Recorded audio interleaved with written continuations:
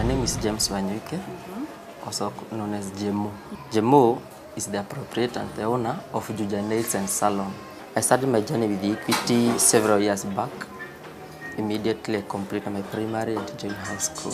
I performed well and I got a Wings to Fly scholarship. This scholarship helped me to go through my A-levels. I had financial support, I had emotional support, I had leadership support, because Equity has been hosting different conferences annually. The leadership conferences bring out mentors. This helped me also as a person to enter into leadership in my high school life. I was a captain, so my leadership skills started the way back, and it was triggered by the conferences Equity had over the years. The conferences, I can say they brought the real me, the person I am today. The conferences brought the aspect of being focused. When you focus on something, you target on it, you work on it tirelessly, you don't give up. James Mwangi is my mentor. So, impacting leadership skills, impacting entrepreneurial skills in me, I can say is what has helped me to be where I am today, to own Juja Nails and Salon, and a bigger vision, because I have a bigger dream than what I am today. With time, I believe I'll get to it. Equity came up with a program through the TVET programs. I did cosmetology. It was my option. I had a passion for beauty. I went to Nyeri Polytechnic in Nyeri and I did cosmetology before I joined Jomo Kenyatta University of Agriculture and Technology to do my degree in entrepreneurship. Juja Nails and Salon, when I came to Juja from Polytechnic, when I was joining my university to do my bachelor degree,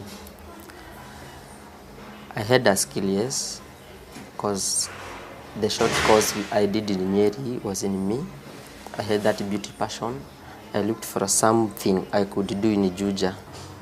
Equity program has a lot of impact to my success, to my little success. Equity has assisted me on how I can manage myself and can manage my team. So far, I have a team of 5 guys with maybe 6, a very focused team to achieve with the zeal of success as I am. Any person or anybody owning a vision in business without capital, he can't realize it.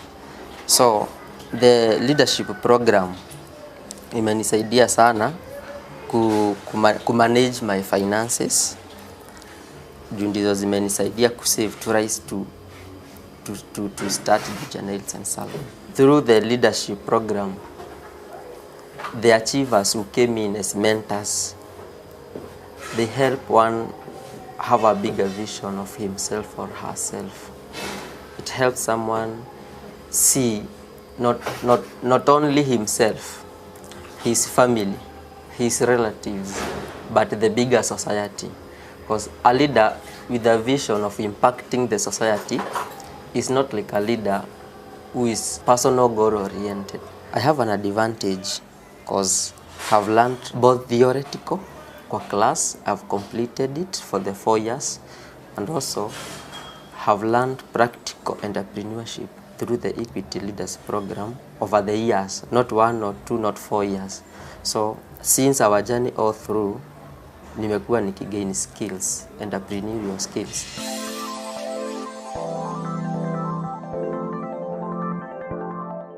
To whom much is given, much is expected. I believe I have received freely, and so freely I shall give.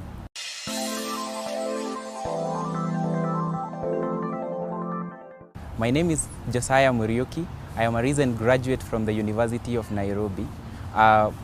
I am currently interning at Equity Group Foundation and the education pillar supporting in college counseling.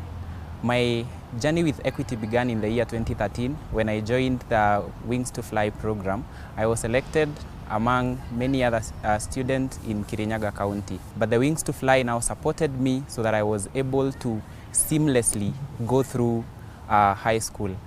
In Kirinyaga High School, on top of my full cost of attendance being paid for, I also received mentorship and shopping and transport to and from school. When I joined the University of Nairobi, I joined the Equity Leaders Club, University of Nairobi, as a member in my first year, and through the experience with Equity Leaders Club, my leadership skills were sharpened. Having my leadership skills sharpened, I decided to run for leadership in the club.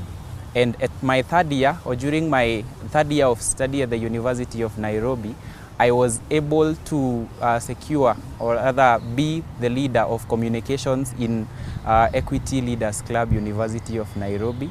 And that sharpened my communication skills. I was able to express myself in writing, even verbally. And in my fourth year, I now went for the top seat, that is the president of the Equity Leaders Club, University of Nairobi, which really opened a lot of networks. And I was able to connect with so many people easily. Currently, I am able to say that there is no limit in life. The sky is not even the limit. I have been able to complete and graduate from university, so anyone is able. Some of the things that I have learned from the Equity Leaders program is leadership, networking, and professionalism, integrity. All these are incorporated in the equity corporate philosophies that are leading each and every equity scholar. For instance, for me, I think the network that I have created through my campus journey and through the leadership that I have been involved in is really much and has really helped me to even navigate even after graduating. I believe, and it's true, that your network is your net worth. So I have been trained to be a leader with integrity from the Equity Leaders program. The other thing is professionalism. Professionalism has really given me that confidence that even when I am handling or dealing with anyone, I am able to approach it from a professional point of view. I was able to participate in some of the events, such as the Harvard Crossroads Emerging Leaders program. I was also able to attend the Global Leaders Summit that really brought in a lot of input to the development of my leadership skills. My message to any young person out there is just know that it is possible, and there is no limit in life. We limit ourselves.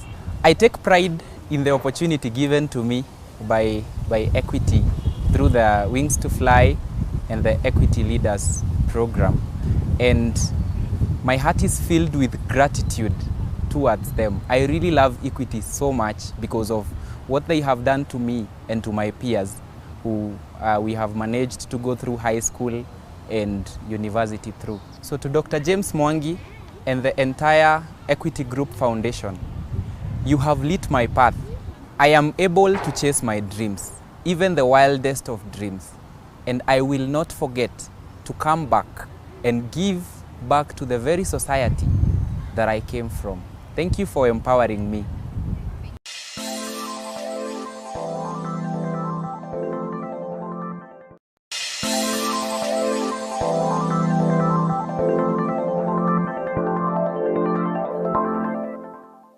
My name is Monica Wanjiro Mwai. I'm a Control and Instrumentation graduate from JKUAT.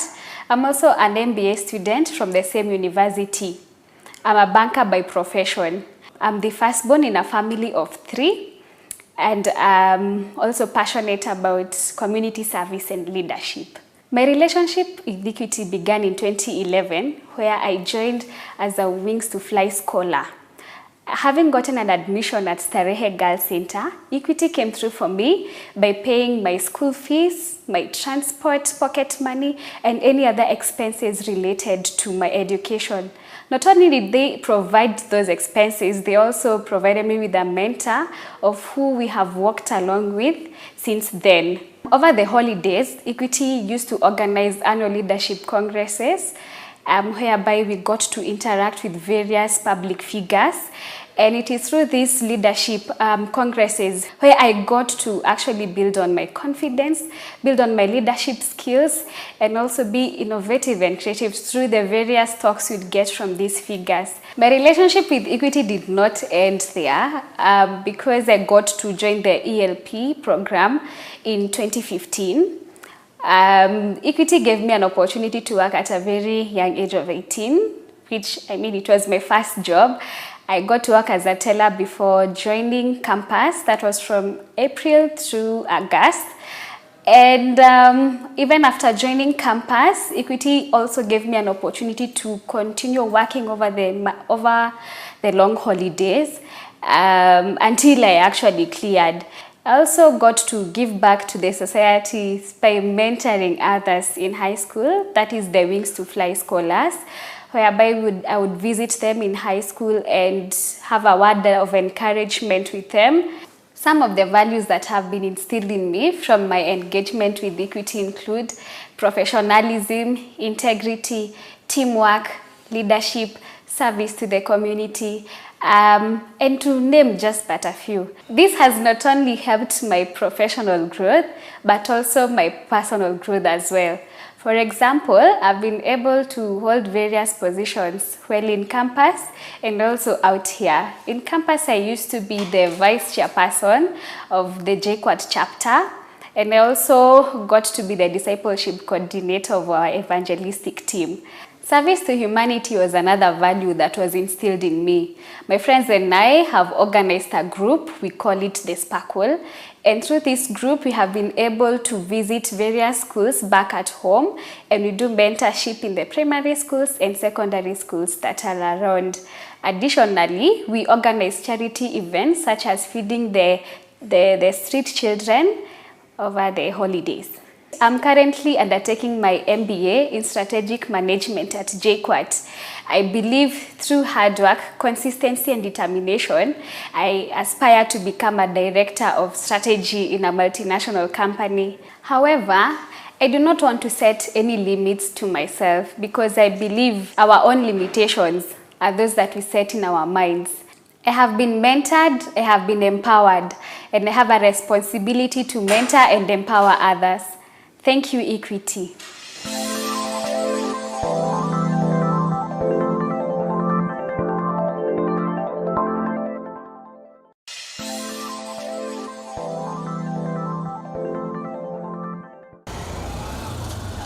My name is Seth Moiben Moniche. I currently work with the Equity Group Foundation, supporting university chapters. University chapters are like a group of Equity scholars who are there in various institutions. We support them in terms of marketing so that they can earn something while still in school, so that they can support their academic journey, and also they can do various things with that money. We also support them in terms of leadership, empowering them to be confident enough to be professional.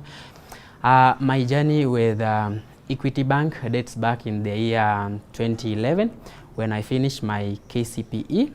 Then the year 2012 I enrolled to St. Joseph's High School, Kitale. After attending various congresses in Nairobi, KU and Kasarani, you are exposed to various leaders and also you interact with so many people. So with that experience,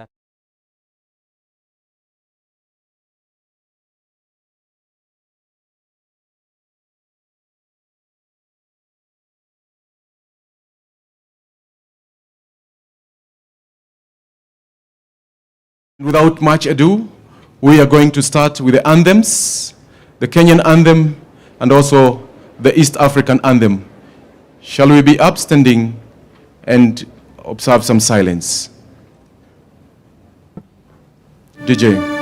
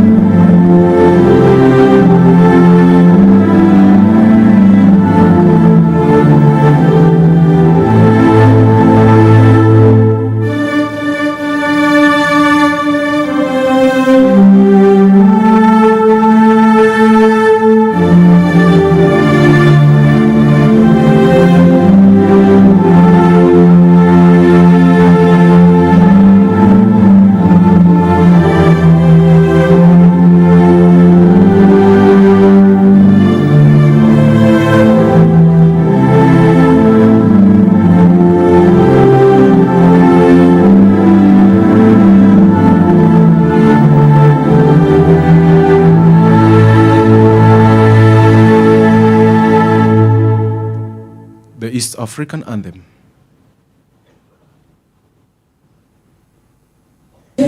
Mungu twaomba uilinde Jumuiya Afrika Mashariki, tuwezeshe kuishi kwa amani, tutimize na malengo yetu. Jumuiya yetu sote tuilinde, tuajibike, tuimarike. Umoja wetu ni nguzo yetu, idumu jumuiya yetu. Uzalendo pia mshikamano viwe msingi wa umoja wetu, na tulinde uhuru na amani, mila zetu na desturi zetu. Jumuiya yetu sote tuilinde, tuajibike, tuimarike. Umoja wetu ni nguzo yetu, idumu jumuiya yetu. Viwandani na hata mashambani, tufanye kazi sote kwa makini, tujitoe kwa hali na mali, tulijenge jumuiya bora. Jumuiya yetu sote tuilinde, tuajibike, tuimarike. Umoja wetu ni nguzo yetu, idumu jumuiya yetu. Please continue to be upstanding as we start with a word of prayer from Dr. Bishop Kariuki from Equity Bank. A very good morning to all of us. Shall we pray? Our loving Father, we want to thank you this morning so dearly because of the gift of life and the gift of a new and a wonderful day. We want to thank you for this gathering. You created man in your image and after your own likeness. And you placed man on the planet Earth to take charge, develop and sustain the earth.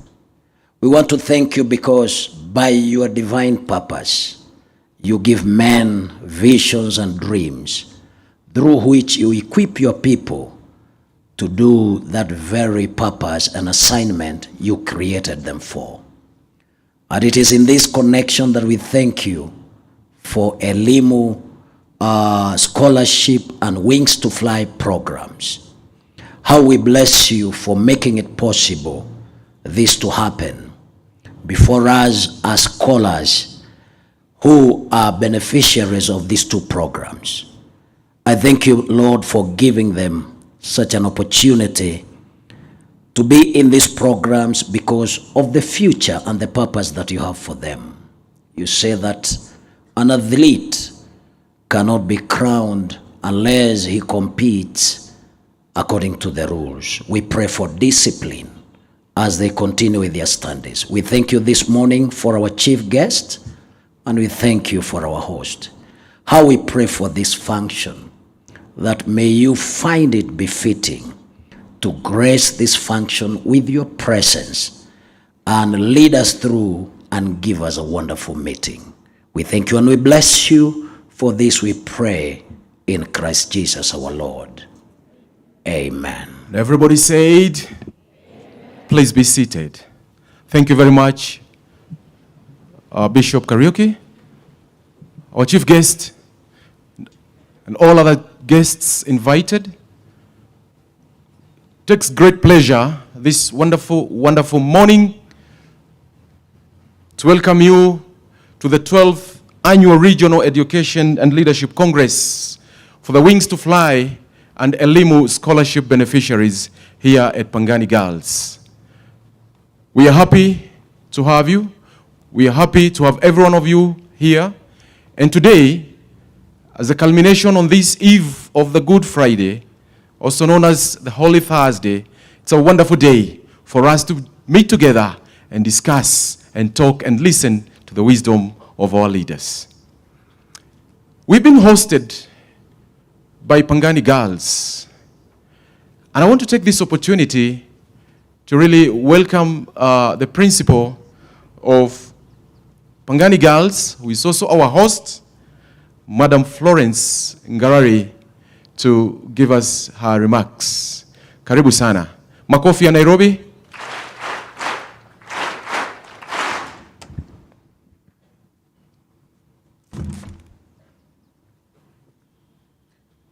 Thank you. Thank you so much for giving me this chance to do a very humble job. Our CS with us this very morning, our PS, Dr. Julius Joan, our CEO, Equity Foundation, Dr. Mwangi, the chair of the board, Pangani Girls, the board of Equity Foundation, our education officer, our RD, Madam Resuda, and all guests invited, and the scholars, good morning. Good morning. God is good, and all the time. I want to take this chance to welcome you to Pangani Girls. Pangani Girls is a herbal institution, and we are happy to be partners in this hosting of the Scholars Conference. We don't take it for granted. We are always ready, and any other time we'll still be ready to host this great event.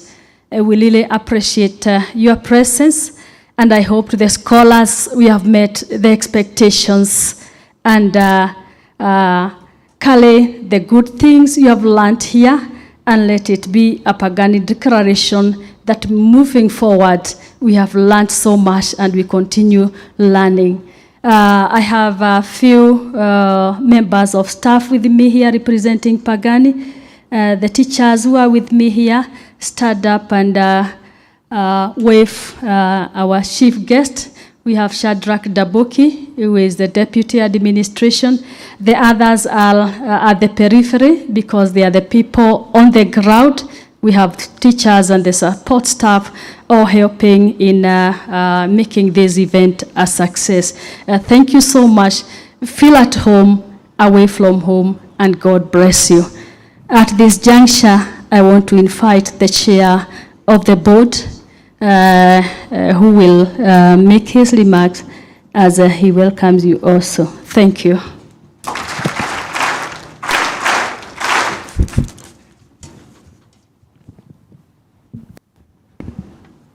Our CS, Professor George Magoha, the Principal Secretary, the CEO, Group CEO, Equity Bank, Dr. James Mwangi. It's indeed my pleasure to stand in front of you, and I'm so happy to be part of this school and to be given an opportunity to stand in front of you and appreciate what Equity and the government have done. Something can be started by one person and it makes a big difference. We always say, even at school, the leader, the principal, is the key person. Any institution, the leader is the person who makes the difference. All these other people are supposed to be led. James has done wonders. I knew him when he was fairly young. That time he had not grown to prominence of this nature, but he was always hardworking, waking up very early, coming late. When I'm sleeping, I find he has already gone. Maybe I would be his deputy if I woke up with him. But we really appreciate. Professor George Magoha, he was my vice chancellor at one time, University of Nairobi. He has done wonders. He walks around the country, the map, what we call educational map, with like a colossus. He steps here, he's here, and he's on top of things. And the good thing I like him is very firm, and above all, he does not encourage corruption of any nature in any way, because corruption can come in all ways, and it gives those who are not able to perform it at serious disadvantage, whether it is in education, whether people are stealing exams, that's corruption. It gives others a disadvantage. So let's be fair. In Pangani, we work as a family, and Pangani is generally a simple school, but the performance is wonderful. I've been around, my 2 daughters have gone through here. One is right now completing masters in plastic and reconstructive surgery, and the other one is a lawyer. And we really appreciate they are alumni. And it is because of Pangani, when you come here, you get hooked. It's simple, and it's small. The family is like a small family. It's a fabric. When you are small, you cuddle together because you want to keep yourselves warm. When you are large, you leave each other, and when you are rich, here we normally try to keep everything down. We want to stretch the shilling. Every little money we get, whether from parents or from the government, we want to get the best out of it. That's how we have survived, and we look forward, sir, with your permission and maybe resilience. We want to expand this school. Currently, we have 1,500 students. We are overstretched. The facilities, especially the accommodation area, we removed the boardrooms, the common rooms. Now we have students there. We look forward. We have a strategic plan, 5-year strategic plan, and we want to actualize it. We want, in the next 4 years, we have an intake of 2,000 students, and with the support of Equity and the government, we are raring to go. That's our dream, and let's dream with you. And congratulations, our students. Work hard and be an example. All those who come to Pangani, when they get out, we tell them, you live here, a girl or woman of substance. Somebody who is reliable, who can take responsibility without supervision. One time somebody was asked, what can you do? And nobody knows. Is there something you can do and nobody knows? How is that thing? It means even when you are alone, do something that you'll be proud of. Something that you will not hide. Thank you very much. That's the motto of Pangani, and I wish to thank you on behalf of the board, on behalf of teachers, and on behalf of the students and the support staff. You are welcome. Asante sana. We look forward to being with you again. Thank you very much, Chairman. That was kind words of you. And like you said, when you come to Pangani, you are hooked to the best. We've been here the whole week. Today we are here. We are hooked to the best. This opportunity I want to give to our county commissioner to address us, Sir Jacob. He is also our host. He's been very good to us. Asante sana.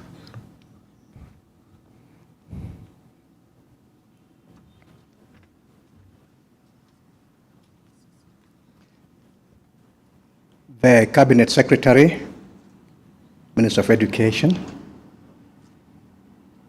the CEO Equity, all protocols observed, members of the scholarship program, good morning. Good morning once again.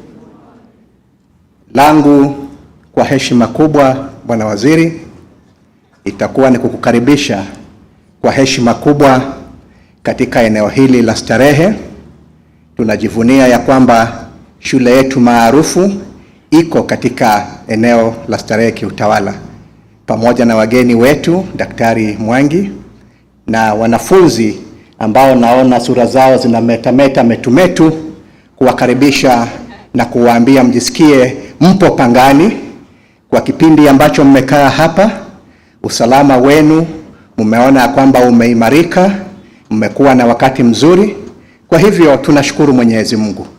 Nashukuru kwa sababu ya siku ya leo, na kwa niaba ya Regional Commissioner wetu na County Commissioner wetu, niseme ya kwamba tunafurahia mchango mkuu ambao umewezesha watu vijana hawa magulamu na mabenati kuweza kufikia malengo yao na kuweza kuwa na matumaini ya siku za usoni, ili mradi siku njema iko mbeleni yao. Kwa hivyo karibuni sana na Mungu awabariki. Thank you sir. Asante. Huyo ni kamishna msaidizi wa wilaya ya Starehe Bwana Jacob Ouma, na ambaye ametukaribisha hapa Starehe nasi tukajisikia Starehe stahi. Asante sana Bwana Commissioner. Thank you very much. At this juncture, we progress on very well. I want to take this opportunity to, like you've listened, the speakers who've spoken, they have given us their stories. Just a few stories. And you feel good when they give us a story. And I want to ask the scholars, one day, you shall say and tell your story. At this opportunity, I want to welcome the Regional Director of Education, Nairobi County, Madam Margaret Lesuda.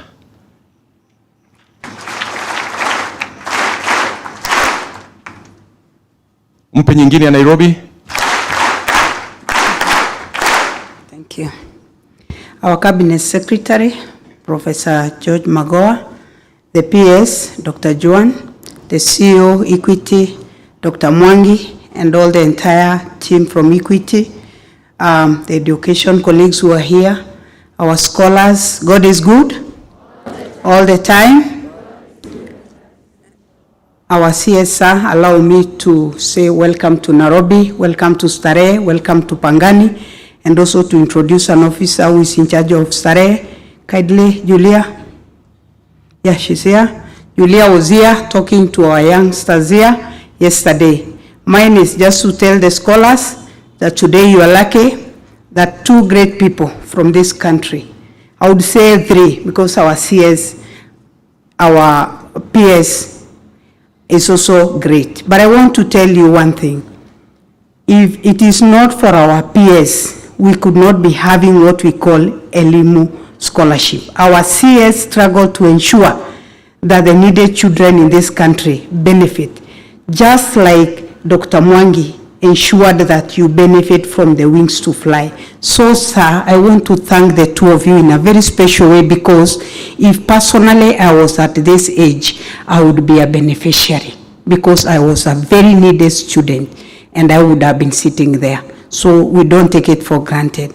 To our PS, we want to thank you, because it is through you, sir, that CBC has been realized. When you were in KICD, you worked so hard. So to our learners, listen to these three people seated here. When they talk to you, please open your ears, open your eyes, and open your hearts, so that what you have said, that one day you'll tell your story, you indeed will tell. I want to say welcome once again, and thank you for choosing Nairobi. Thank you very much. Margaret Lesuda, Regional Director of Education, Nairobi County. We are glad to have you, and thank you for your great remarks.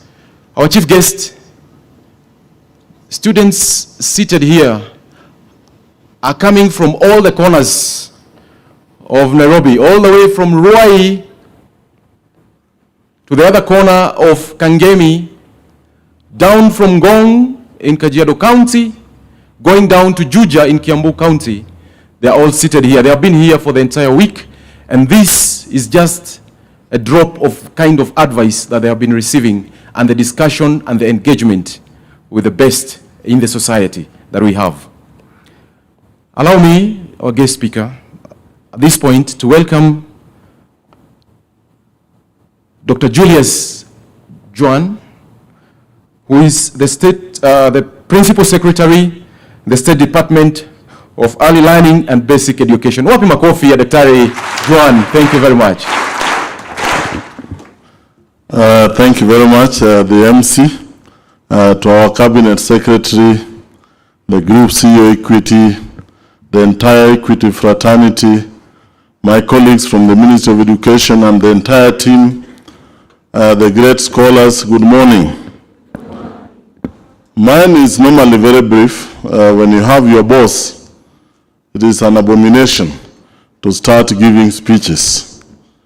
But allow me to just mention one thing to the young people who are here. Sometimes when you see these people sitting here, you may think that they jumped there from the ground to get there. When I was going to Form 1, I could not get any shoes that fits me in Bata, because Bata only had, I think it still does, only up to number 11. I wear number 13. Now, the only reason why I was told then I could not get any shoes that fits me is because I never owned a single pair of shoes through my primary school, and I only learned that people are supposed to wear good shoes when you're going to Form 1. So now Form 1 came, you have to wear shoes. The only one you can get is number 11. Then there was we never used to have Mutumba shoes. So when we go to school, I was allowed to wear rubber shoes. I was almost in tears, because you know what it means when you have never worn shoes and then you have worn small ones. It pinches until the entire body starts aching. So when we go to school, I was allowed to wear slippers that were only reaching half of my feet. And that did not stop me from being where we are today. So the message I'm trying to pass across is that God has given you an opportunity. God has granted you a chance. You must take it seriously.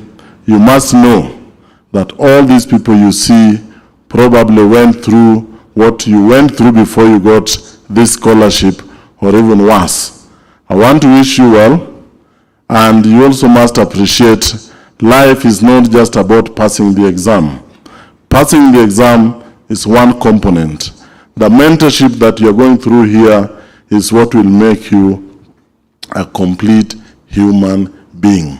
At this stage, allow me to take the privilege to invite the CEO Equity Group, Dr. Mwangi, who has done a wonderful job for this country. And as the CS, my CS was telling him earlier, if this was to be documented and magnified, then he would be among the greats who have contributed immensely to education in this country. Dr. Mwangi, let me have the privilege to invite you to address the young people. Thank you very much.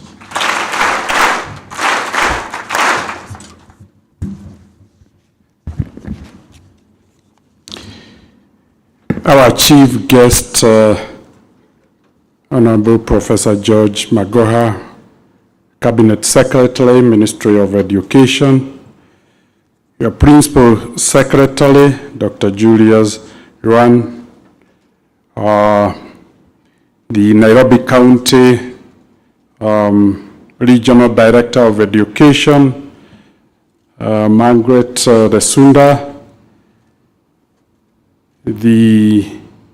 our host, the principal of Pagani Girls, Florence Garari, your chairman, and my neighbor Moses Yakogera, all protocols observed. We are truly indeed privileged and honored to be hosting you today, our chief guest. As has been said, and particularly by the Nairobi County Director, Regional Director of Education, you have really played a pivotal role in the lives of our children. The last 6 years, you have made your mark and a significant contribution that continues to inspire many. But I don't intend to say much, because this is your movement, but allow me, our chief guest, to present to you 2,413 scholars. Maybe scholars we could be upstanding, our chief guest to see, what 2,413. CS, that's the team we are presenting to you today. Our scholars, you may be seated. It's composed of 1,266 girls and 1,147 boys. So girls are about 120 more than the boys. So it's truly equality at its best.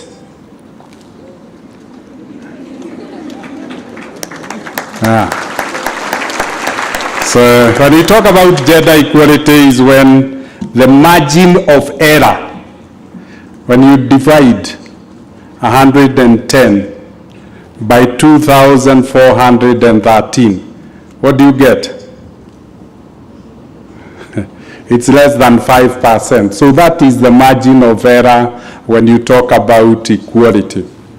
But Honorable Cabinet Secretary, we have 16 venues like this hosting our scholars. In Form 2, Form 3, and Form 4, under these two programs, we have 21,777 scholars. And it's for that reason, Honorable Cabinet Secretary, we could not assemble all of them for you to speak to them, because there is no school that can accommodate 22,000 scholars. But that really reflects your effort. Last year, the Ministry of Education gave us 9,000 scholarships. The previous year, it gave us another 9,000 scholarships. That, to put together in Form 2 and Form 3, is 18,000 scholarships. And Equity then has the 4 additional 1,000 scholars, and that's how we end up at 22. On behalf of Kenyans, like Madam Lesuda said, I continue to pray for you, because you have truly brought in the spirit of private-public partnership. This program reflects the best of when a government works with its private sector, when the government works with its citizens, and we can only be winners. Your effort, I remember how much you lobbied, how much you discussed with the ministry, and how much you pleaded with the president to champion this program. We can only thank you and continue to pray that the fruits of your labor will continue to be seen and to be experienced in our country.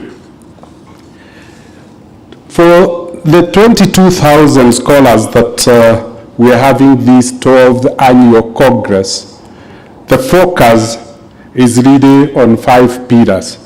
We spent the week encouraging academic excellence, and we have not been disappointed, our chief guest.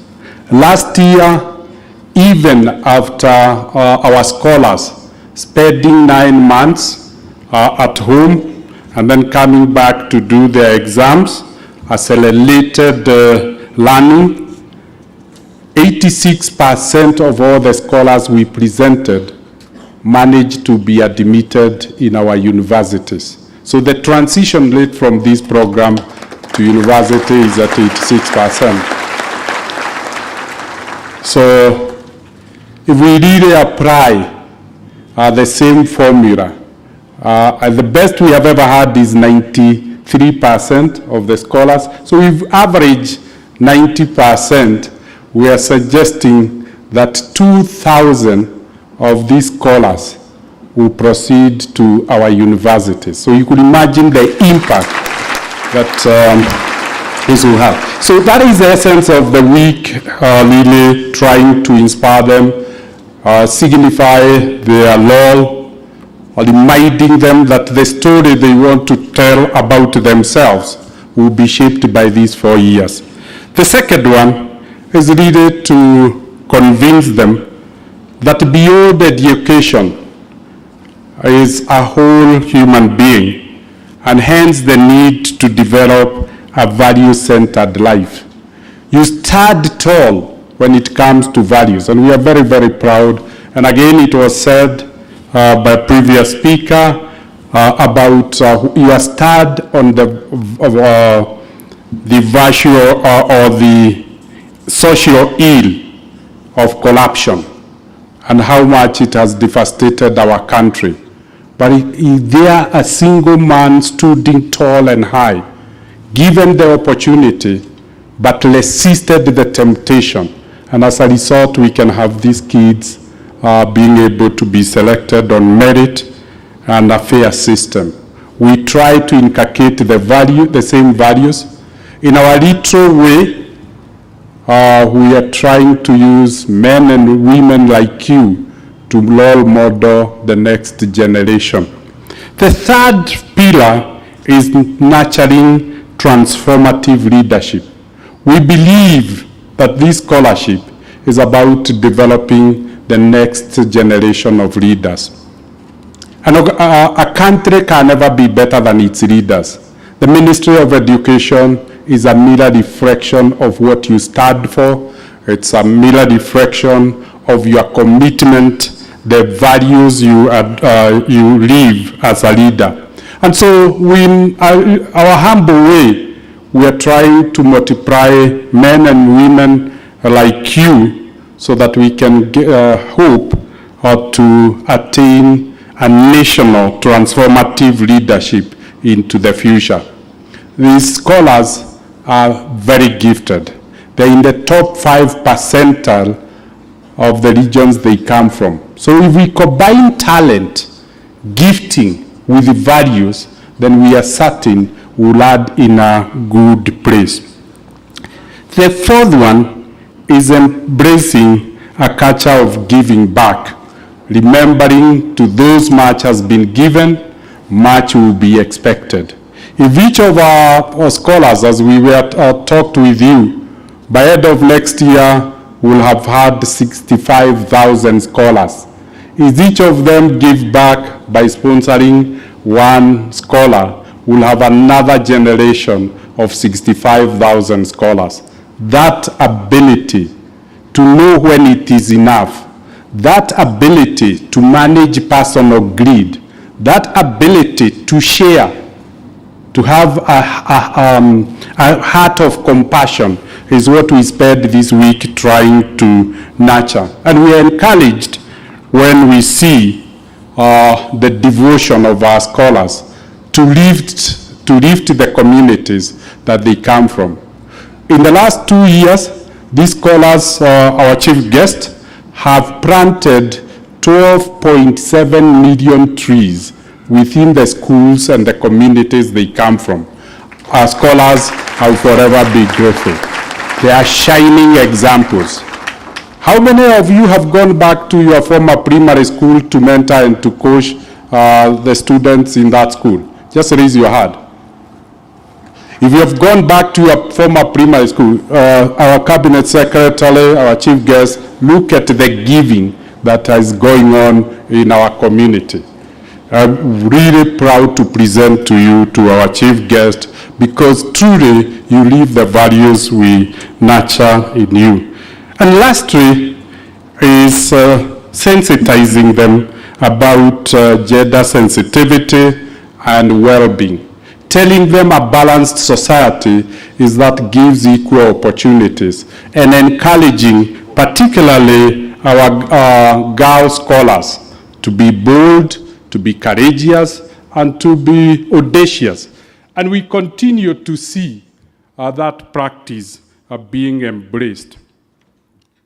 Our chief guest, as I come close to ending my presentation to invite you, allow me just to share how these values have been impacted. Taking care of these scholars are 80 former scholars of this program who are now in university and have come back to give back and mentor and coach.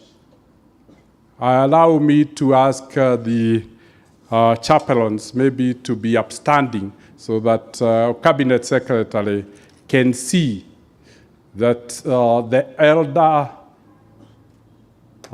scholars and the commitment they have to give back. I want to assure you, Cabinet Secretary, that the scholars who are studying are here voluntarily and they are not incentivized in any way. They just choose to come and look after their younger siblings and ensure that they mentor them. They spend the evenings with them in the boards, in the dormitories. They play sports with them. And during that interface, they tend to show them the path that they walked to be where they are. We are really grateful for the culture that you have continued to build in this organization. You could imagine if we had looked for strangers to come at the watchmen, guards, to come and look after our scholars, how difficult it could have been. So we are very grateful. Let's put our hearts together for our chaplains and appreciate them. Thank you very much. You may be seated. Professor Magoha, this program doesn't end at Form 4. We try to ensure it proceeds. The scholars who get an A when you release the results, they will immediately join the bank for a 1-year internship before they join the university. So we normally have 700 scholars joining us and working throughout until they join the bank. That cohort, essentially we give them an opportunity to join global universities. We've been very lucky for the last 6 years. 10% of the A students end up at international universities. The cohort of 2020, we were able, out of 700 scholars, we were able to get 66 scholars joining international universities. Allow me, thank you. Allow me, our chief guest, just to introduce to you 4 of the 66. And maybe as I call them, you can come forward and hopefully be closer. I'll get hopefully a slot for you. The first one is Leslie Lois Wajiko. Wajiko, our chief guest, went to Kenya High School and now has been admitted to MIT to go and do engineering. Thank you. The second scholar, Tom Eva Mola. Tom Eva Mola, I'm sure, Principal, you are very excited, was a student in this school, Pagani Girls, and she's proceeding to Stanford University to do IT and economics. The third scholar is Isaac Ray Sibili. Isaac Ray Sibili was of Kapsabet Boys, and he's headed to University of Chicago to do computer science. And last but not least is Lon George Pale, also of Kapsabet Boys. He is proceeding to Yale University, but he is spoiled of choice. He has a choice of either going to Yale University or Cornell University to do computer science. Both universities have admitted him. Now, scholars, as you can see, don't wait for that day to tell your story. Life is like walking on snow. Every step you make, it shows. The steps of the story, the paragraphs of the stories of the scholars behind me is already written. It's me who is telling their story already. I hope you give me a privilege next year but one, and the year after to start telling your story. That's how stories are done. Your story, you are very busy writing it. It's not one day. Every day, you are writing a sentence or two about your story. It's the values you live, it's the passion and enthusiasm in pursuit of your dream that forms the story that you wish to one day tell. Our chief guest, it doesn't stop there. When these scholars go to university, we then try to deploy them. Over the last 2 years, our chief guest, we have identified a need in our society. We have realized 40% of all loan defaults in the bank occurs because of households being afflicted by ill health.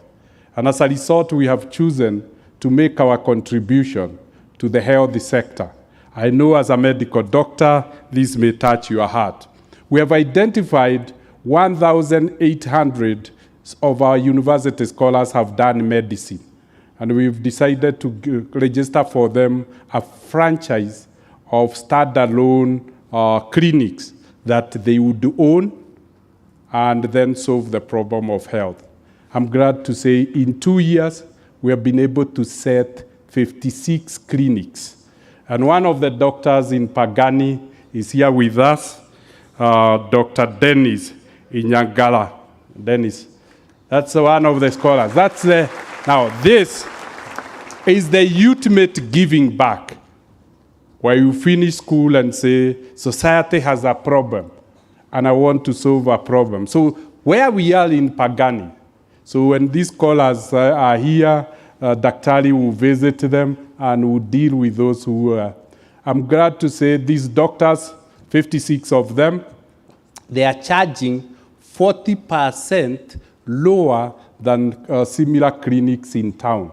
As a result, the government has allowed them to treat civil servants, teachers, and they have been subscribed by our National Health Insurance Fund to really provide universal health.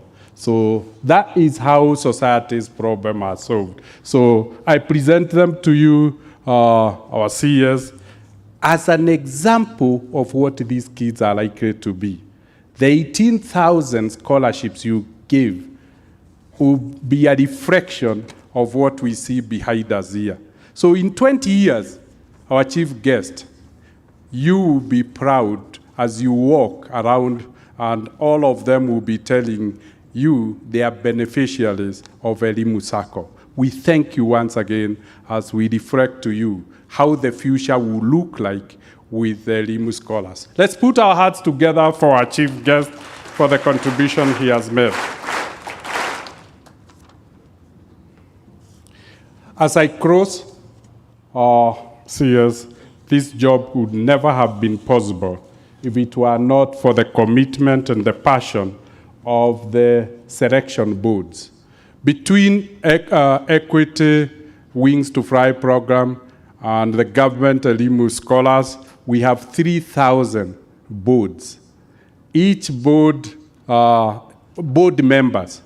With us here is a committee of selection board members who have joined to really take the responsibility for next year's cohort. Board members, you may be upstanding. Yes, led by the ministry staff or the majority of them. Let's put our hands together. As yes, I'm always humbled by these board members.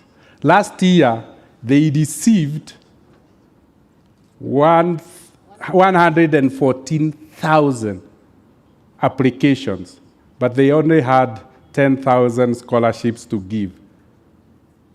103,000 kids could not get scholarships. How they select that child that gets the scholarship, to me, defies even science. Because the conditions are the same when you go to the slums. The kids are the same. But always, we have never had a dispute on who was picked, the community always say the best won the scholarship. They have won my respect, they have won my acknowledgement for the great work they have done for our nation. This program succeeds because it's embedded in community, and community's interests are aligned with this scholarship. With those many words, let me invite them to sit, and as the board sit, I invite the young scholars maybe just to go behind the cabinet secretary. You get a quick photo. Yes, you join. You're also a scholar who have started practicing medicine. Very good. Very good. Very good.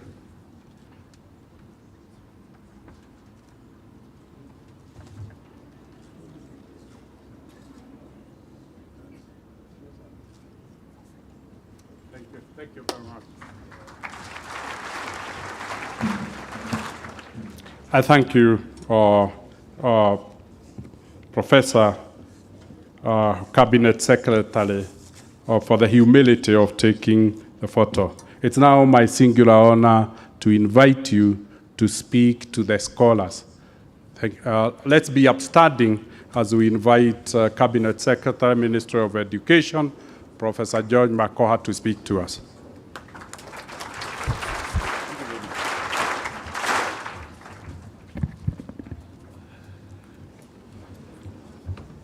God is good, and all the time. I don't know where to start because my brother and friend, my younger brother and friend, Dr. James Mwangi, has said it all. But perhaps I want to start by recognizing him as a human being whom God has given a lot of wealth to, and he has kept that wealth in custody in order to empower other Kenyans. That is the way it should be done. Unfortunately, in this country, 99.9% of the people who have some form of wealth think that that wealth is for them to carry to their graves. So, Dr. James Mwangi, you are a simple statesman of incomparable ability. And I get hurt in my country because you do not have the recognition that you should have. But if one was listening to the facts that you have given us here, I think you have done much more than so many of those people who are making noise all over the place. Because these human beings are alive. The over 22,000 human beings that you have, from those who cannot afford or who otherwise have not afforded, would not have afforded to go where they are. You have selected them without prejudice, without looking at what is normal in Kenya, where you look at the color of my skin and say, I think, look at my height. I say, I don't think this one comes from my village. And when it gets to the village, I don't think this one comes from my clan. So all the students you have selected over the years have been Kenyans, and that is the spirit of Kenyanism. I am bold enough to say that you have done much better than many noise-making politicians. And you should applaud him for it.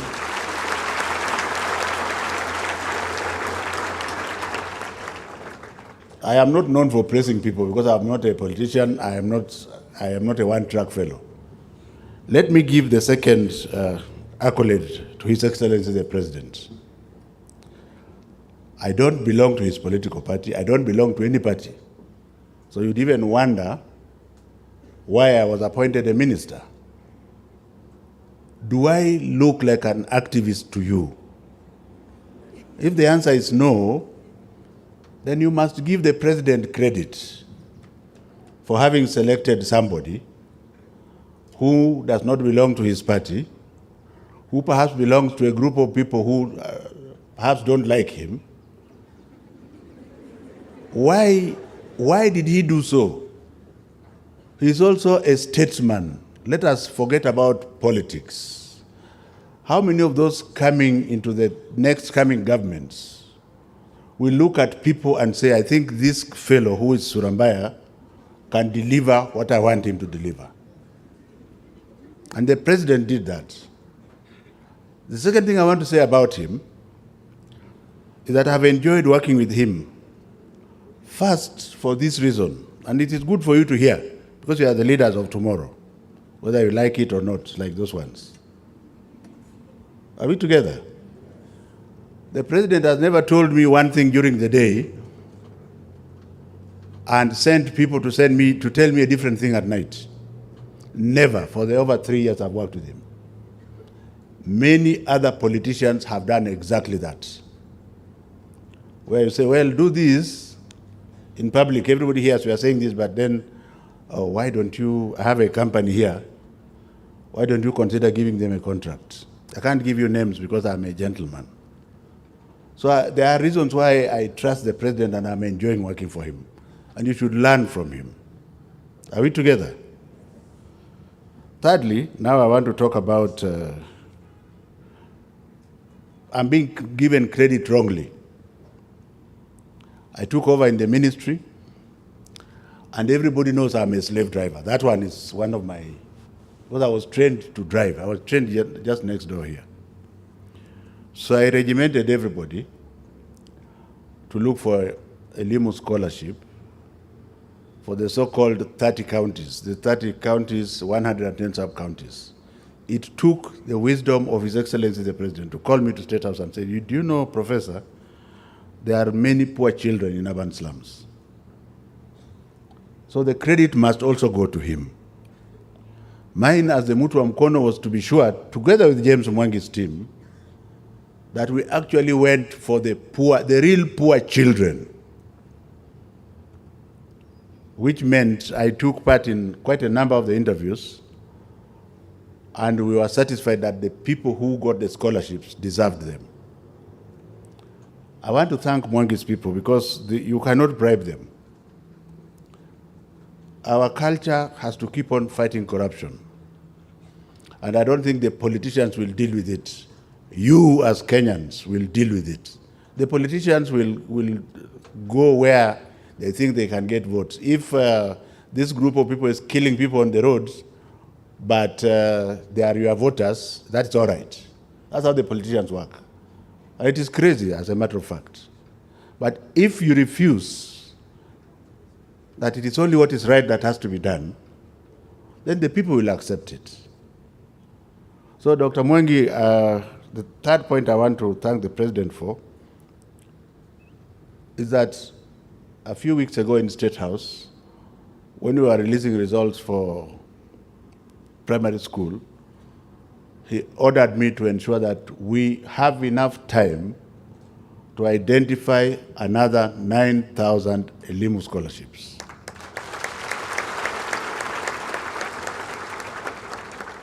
You are clapping too early because the time is very short.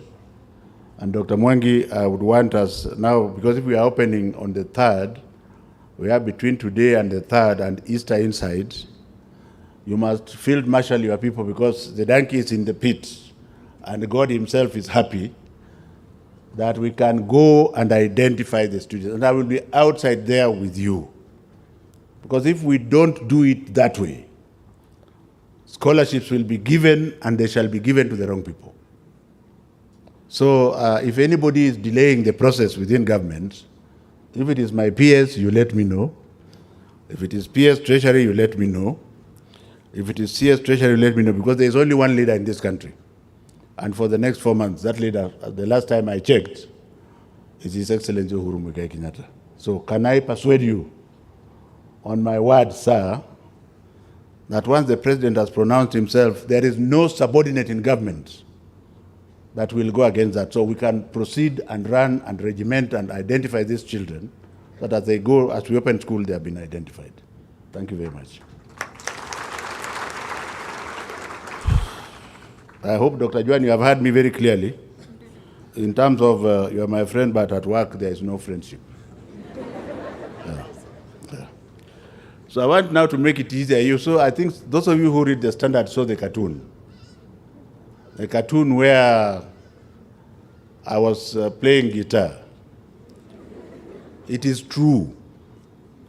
It is true that I grew up in Eastlands as one of the tough guys there. I used to be a deputy commander of a juvenile gang called Sicheki. And we used to have skirmishes with all the other groups at Ololo and Makongeni and elsewhere.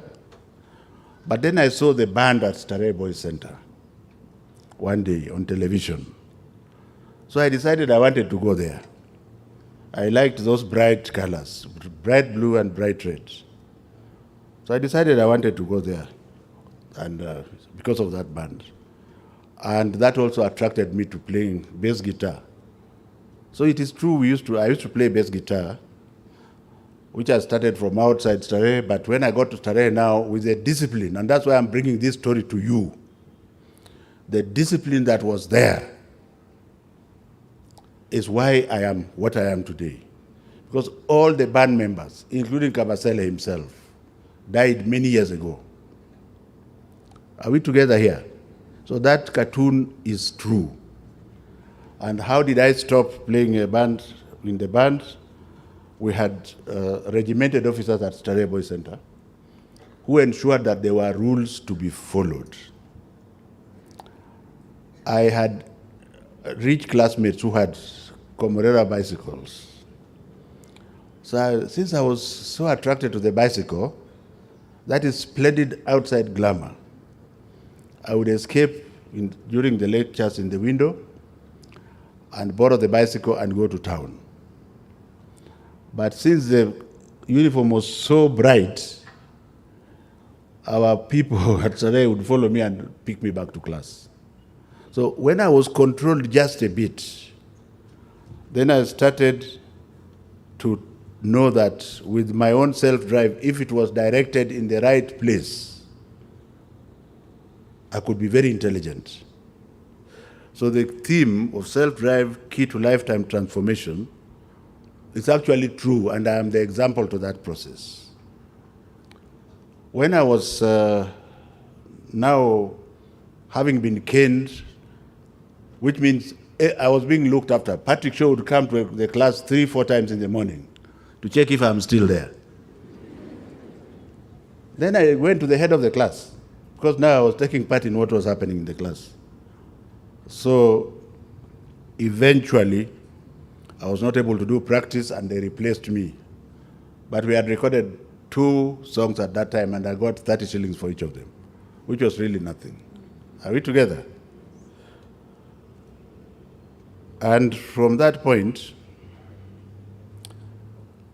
I want to tell you that your destiny is within your own self. Your destiny. It is what you want to be that you will be. First of all, there are 2 caveats. That you must believe in one God. Don't believe in one God the Kenyan way, where they believe, they go and pray on Sunday. As soon as he comes out of the church, the panga is out. Hapana, huyu ni ya hii chama, huyu hapana mtu yetu. Huyu ni ya hii pande, hapana mtu yetu. So believing in one God is one most important thing you must have. And if you don't, today, go and ask yourself, why do you think you are alive today? Could you be dead tomorrow? The second one is even more difficult. And this is why Kenya is making so much noise. We are totally intolerant. Everything everybody is doing is wrong. You think you are the one who is right. There are only 2 commandments. If you follow them, the others will fall into place. The one that loves you, you don't have to love him because the person already loves you. So when you love that one, it is not consequential. That one is expected. The one that hates your guts, that neighbor of yours who doesn't even want to see you, praying that maybe God, thunder should drop, can you try to love that person? You as children. And we have failed you as your parents. We have failed you completely. So if you find that we are teaching you wrong things, don't follow them. Are you listening? You must actually love your neighbor as you love yourself. It's one of the most difficult ones. You must love those people who don't love you. And if you can bring yourself to do that, then God will go forth before you and give you strength and courage. The third thing is you must learn to listen to Him. You must learn to listen to God Himself. He talks to you. Some people say, oh, God used to talk to people. He talks now. Like ananiambia, kwenda huko, nothing is going to happen to you. Niko mbele. Kwenda. Mimi naenda pale watu wanapiga makelele mingi. I go there and I'm welcome like a king. Hata wanaleta chakula mimi nararua tu. Hakuna kitu. What will happen?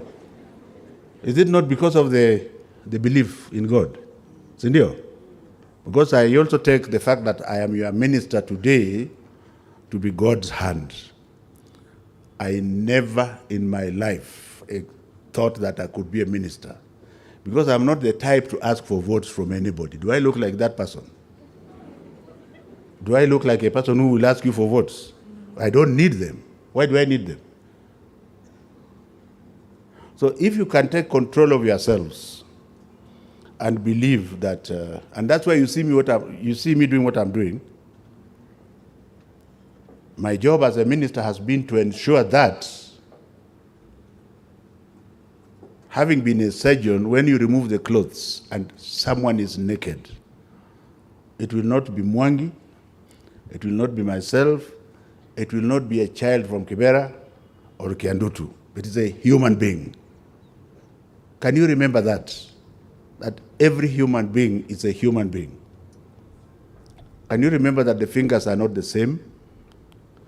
Can you remember that the joy of those of us, if I look at where I came from, the only thing I can do is to give back to you. That's why we come to look for you in the slums. I don't know if any of you here saw me in the slums, but I think I went to the slums in Thika. I interviewed some people. Maybe some of you are here that I actually went to look for in person. Isn't it? That is the honor of this job. And I also want you to compare what I'm telling you to the people who think, oh, now I want to be the next education minister because it has 26% of the budget. Those are thieves. Do you understand me? Why are you quiet? Part of the problem we have in this country is because you don't want to call people who are coming to the ministry to steal as thieves, because that money is not even enough for you. It is not even enough for you. The president has said, okay, we shall have several billions for your scholarships, 9,000 scholarships. Why not 20,000? If it was 20,000 and the children are there, it will make the scholarship even go higher. So people think the president has trusted me with so much money, and so when they look at me, they say, now, this man, even if he takes 0.1%, siyo ni mingi sana. Shetani ashindwe kabisa. Because the day you are escorting me, because I'll die before you, how much will I carry? Mtaniwekea ngapi? If you try to stuff my coffin with the money, the wananchi will come and remove it and I'll be outside. Are we together? So the second point I want to talk to you about is please learn to be satisfied with what you have. Do not look at somebody as your role model. Okay, you might choose to look at, but in terms of your peers, you must be number one. Dr. Juan is not the only one who did not wear shoes. I was worse. I went to primary school, junior primary school, with a shirt which was very long. Hakuna orwaro. It was one shirt which was very long. Do you understand? Until standard 4, when they now gave us a shirt and shorts which were together. Are you listening? And we were very happy. And we are like this. It is because of God. It's not because of anything else. Our parents have failed, and even though they keep saying I'm blasting them, they are spoiling our children. Children must be brought through the University of Life, which is what Mwangi is doing. He's allowing you to get the reality of life, the good part and the bad parts. And so you mix them and you know, this is how I'm going to survive.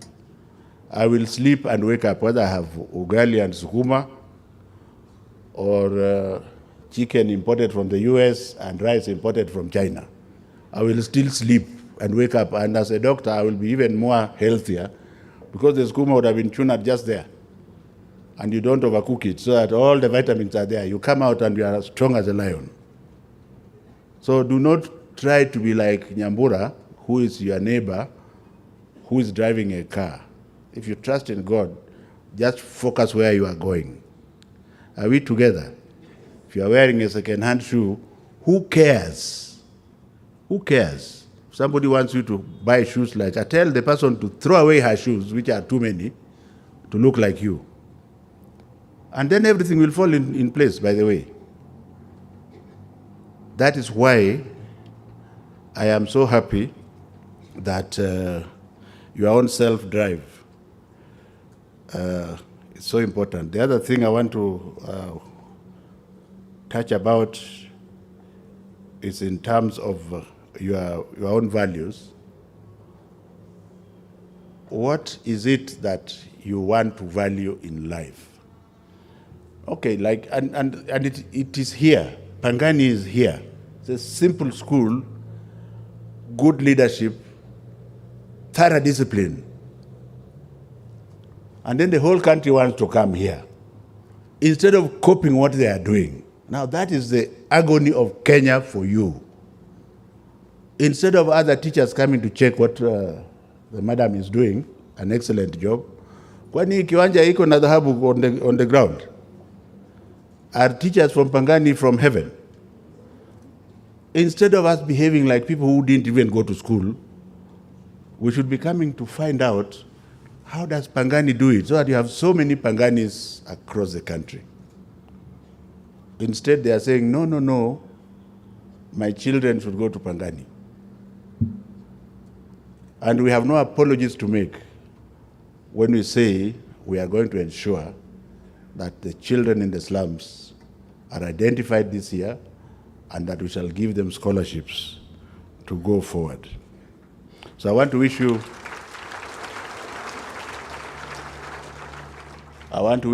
all the very best. The ones who have money, like children of the Magohas of this world, abuse substance. Do you understand me? Don't go there. And I am happy to know that there are many, many girls than boys here. Those boys sitting next to you, soon their hormones will start misbehaving in their body.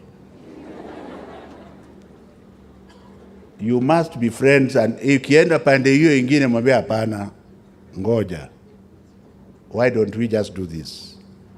And for you boys, you know, I'm a urologist. Naelewa? So I know how the hormones behave. It's like when you have money in your pocket, you have 10,000. Na pombe ndio hiyo inakuambia kuja. You tell the pombe to shut up and go to hell. That's it. But if you are going to be the type, whenever you have money, you want to have your girlfriend, then you go and drink and misbehave, then you are charting your own future. Let us not be in a situation where after 10 years, some of you are back to where you are, and some of you are closer to heaven in terms of the impact they are giving and how they live. Are we together here? The choice is whose? The choice is yours, because all those things you want to do as boy and girl, you will have so much time to do them until you can't do them anymore. Why do you want to rush? And I want to tell you one thing. Some of those rich students who are with me at Starehe Boys Center, whom I used to borrow bicycles from. I pay their rent and give them food money today, and I've been doing that for the last 15 years. Why you should be asking me what happened. You should be, instead of clapping, you should be asking me what happened. So make sure that you keep your eye on the ball. Because God is so kind, He gives us 1 or 2 chances. I think most of the time, if He has given you the best chance, my people say luck does not come how many times? Doesn't come twice. Don't be carried away with splendid outside glamour. It will come in God's time. And you are the only hope for our future. For example, I am the one who made our family to break the ceiling and get where we are. The onus is now yours, assuming that you are all from poor families, like the ones who are going abroad. Don't go and remain there. It would be actually very stupid. After I trained at Stanford, I was a vice chancellor, but I was sent to Stanford, 10 million shillings, Kenyan money. Then I got a job at San Antonio, Texas, because my classmates saw I was very intelligent. I said they will give me a job, 5-year contract, $100,000 a month. I looked at them and told them to take the shortest route to hell. I would have come back with a sack of money, but I think the impact I have done to my country from that time, from 2009 up to now, is 1,000,000 times more satisfying to me. So as I sit down, it must never be about money. Because it is money who will keep you there. Mwangi is here. Who has told you he had to be here? It must never be about money. It should be about, first of all, your own self-satisfaction, but more important still, impact onto the people. And finally, in order for you to transform our country, whatever, if you are going to do anything, even in your studies, you must give yourself targets. Don't read all night, putting your legs in the water like an idiot. You set yourself a target. Today I will read between this hour and this hour. This hour and this hour, I will go to Scripture Union if you are a Scripture Union. If you are playing something else, you go and play. After this, you do this. And then make sure you work according to your targets. Then you will have no problem. Set high targets so that when you don't reach them, you have still performed better than you were before. Don't set a low target of saying, well, I'll read for 30 minutes. When you read for 30 minutes, you say, today's target is done. That is not a target, that's a joke. Do you understand? For example, if you are going to study a topic, you read it yourself, 3 of you should sit around somewhere, discuss it so that you actually understand it. Because what I was taught in primary school, it's over 50 years ago. Actually, it's over 55 years ago. I still remember very clearly the day that my mathematics teacher made me to understand maths. Because I allowed my brain to understand it and keep it inside. Are we together? Most of you have been through Panganis of this world are fine, but there may be some who just managed to pass through. And now you are going to have to sit to allow your brain to work. So I hope that you have learned something from me. If I could come from nothing, perhaps just before I sit down to tell you that, how did I become a doctor? This recognition goes to His Excellency, the real Kenyatta, hapana huyu, Jomo Kenyatta. Do you understand? President Jomo Kenyatta, who does not seem to get proper accolades in this country. First of all, I was more or less forced by my teacher, Jeffrey Griffin, to go to Strathmore. Because I didn't want to go to Strathmore. I said, I don't think I will manage. He said, no, that was in June. He said, no, you will be among the first people to get first division here. You will go to Strathmore, so you write it down. So we went to Strathmore. After 2 years, we did the exam. Then there were scholarships. And that's why I'm giving credit to Kenyatta at that time. Our people did not support the government at that time. But Kenyatta was a statesman. Myself, Dr. Misore, Dr. Okoth, Dr. Ayeye, those are already 4. Then Dr. Ndemo, and finally, there was one Degwa.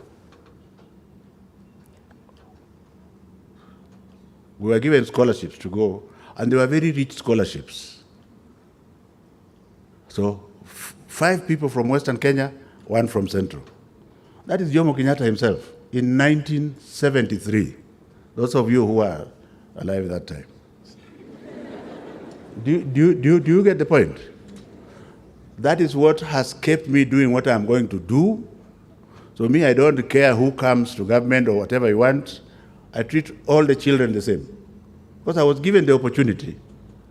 That scholarship made me to take 3 of my siblings up to university level. It was so generous. And since I did not allow alcohol to dictate to me or follow 1 or 2 other people, you can see where I have been. You do call me a success or a failure. Because even this job I am doing, I want to assure you, I didn't lobby for it. And I'm not going to lobby for another one. Because if you believe in yourself and you are good enough, are you listening to me?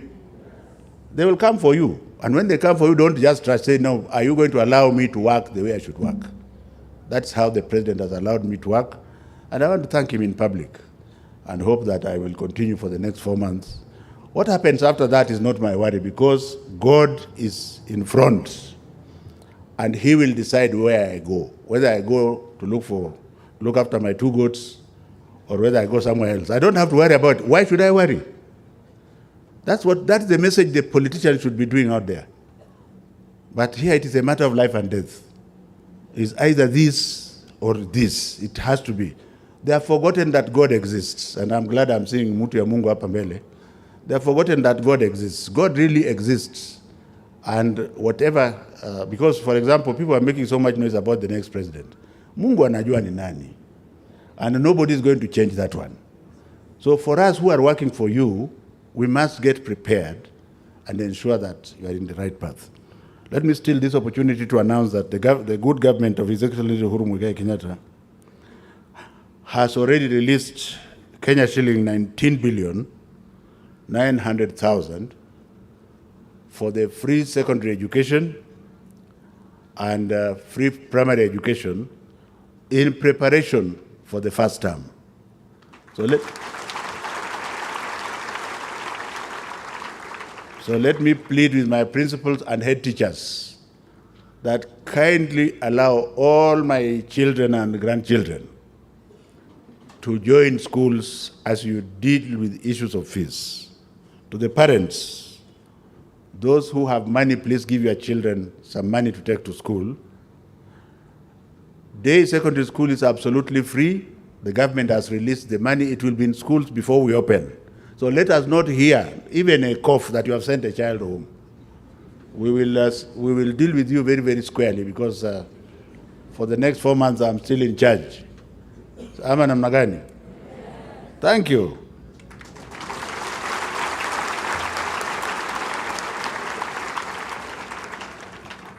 My last request is to my dearest brother, before I wish you,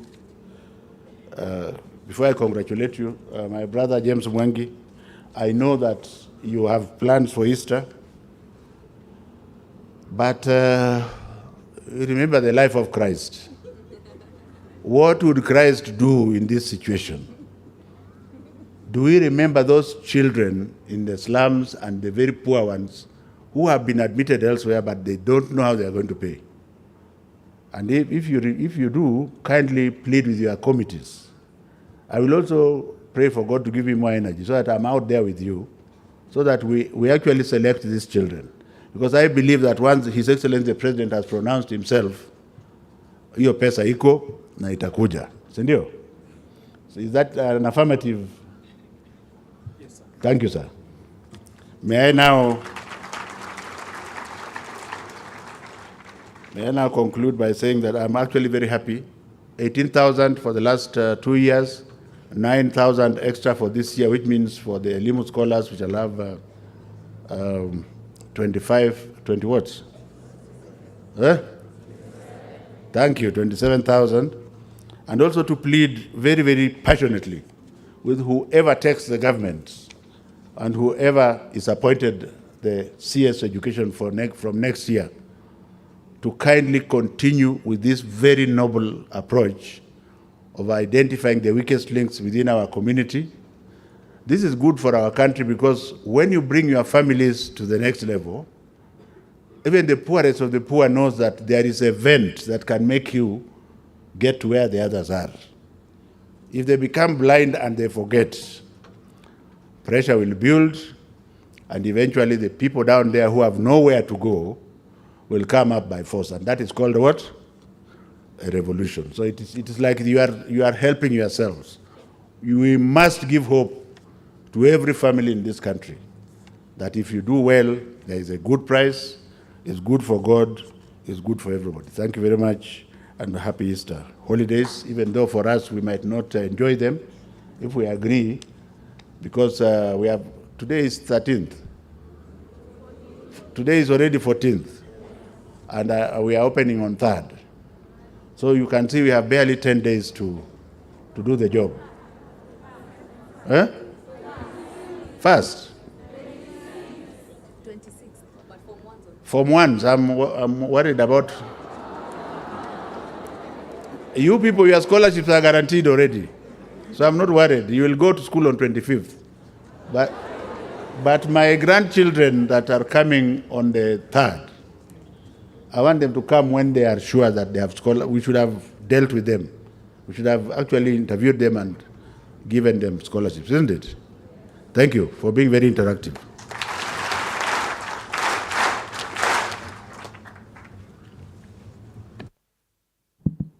Hey, another round of applause for Professor.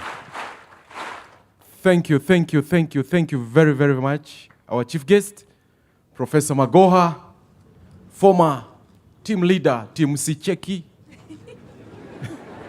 former player of the bass guitar, and attendance to the school, Bila Uruaru. Thank you very much, our chief guest. That is absolutely great. We are humbled to have you around, and thank you for your kind words and advice. And in fact, this has been eye-opening to each one of us, and we like it so much. Thank you very much, Dr. Juan.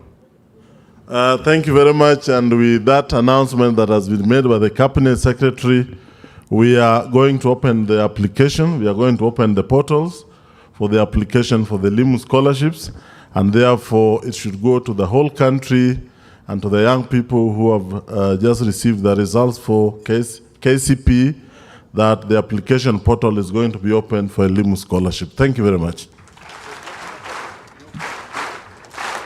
Thank you very much, Dr. Juan, for that assurance. And because the board is here, the selection board is represented here, the entire team is here, the message is through, it's home, and that is going to be executed. At this juncture, our chief guest, allow me to say that after this, we are going to have a short session of tree planting. Dr. James Mwangi mentioned that we had about 12.7 million seedlings that have been planted across the country by these young people. In this compound, the population that is here also agreed to plant at least ceremonially about 100 seedlings before they leave this compound tomorrow. And so that you can also be enjoined in the same, they have also put aside 5 seedlings to be planted, one by our CS, Professor Magoha, the other one by Dr. James Mwangi, wapi makofi ya Nairobi. The third one, representing all the principals, shall be done by the principal Pangani girls. The fourth one by the Permanent Secretary, Dr. Juan. And the fifth one shall be done by the Deputy County Commissioner because of the great work that we've done. But before we do that, it's always good to say thank you. And I want to take this opportunity to welcome Nancy and Nehemiah, just to pass a vote of thanks on behalf of all of us, on behalf of the scholars, on behalf of the chaperones. So Nehemiah and Nancy, if you're just around for a vote of thanks, please give them a round of applause. These are our news anchors. Thank you very much.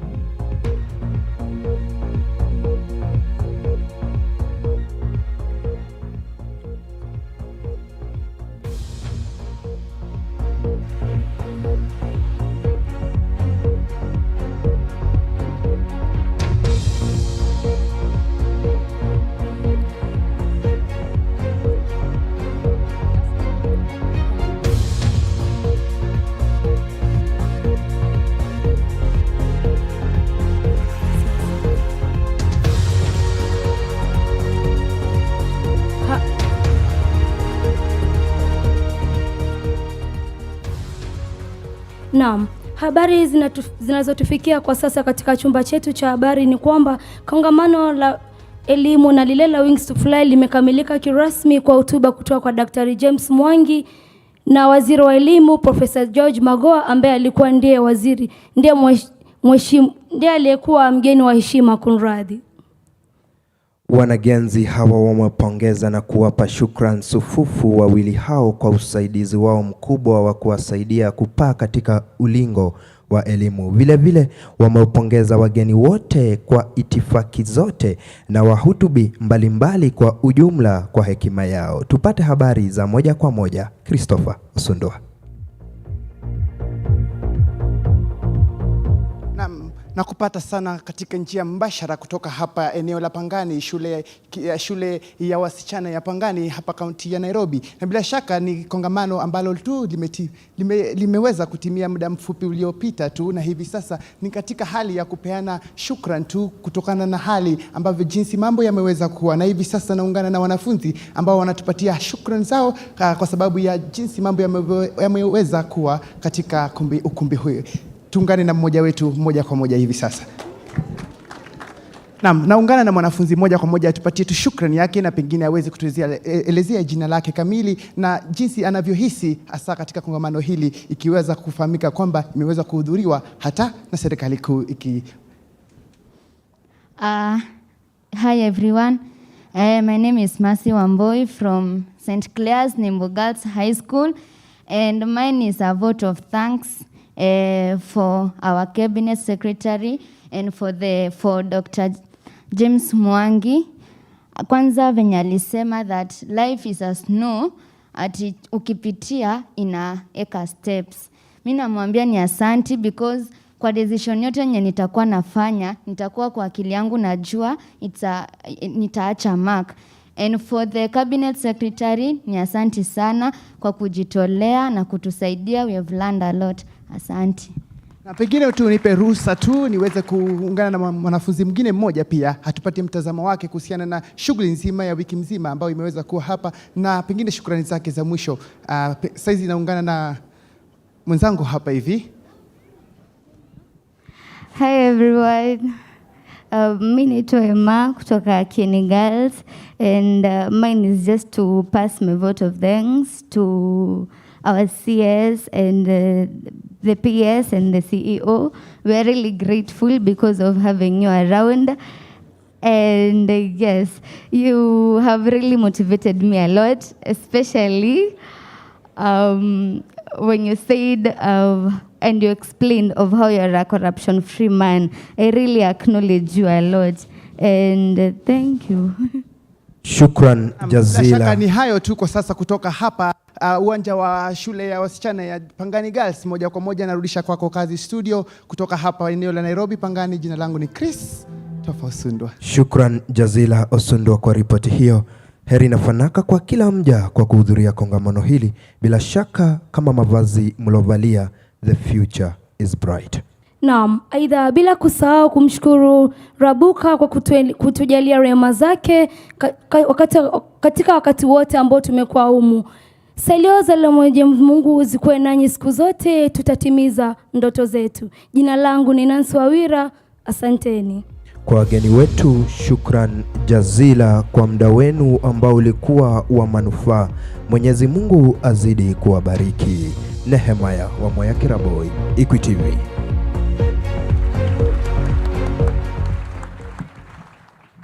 Thank you very much. I want to take this opportunity to welcome Dr. Beth to take us the next step. Thank you. Thank you and good morning once more. All right, thank you, Cabinet Secretary, for gracing us and Wana PS. And now we'll have a short session, as you've heard, of tree planting. But as they are doing that, we invite the guests to please remain seated, because we will also have a session with Dr. Mwangi once he has done that small exercise. So I want to appreciate, and let's give them a coffee at Nairobi as they go out. Thank you very much, and we truly appreciate your time, and pass our regards also to His Excellency the President and scholars. I hope that was an enlightening session. Yes? Okay. Thank you. Back to Bwana Karuga. Thank you very much. That team of the tree planting shall be led to the venue of the tree planting by Mercy. Mercy Wandia should be.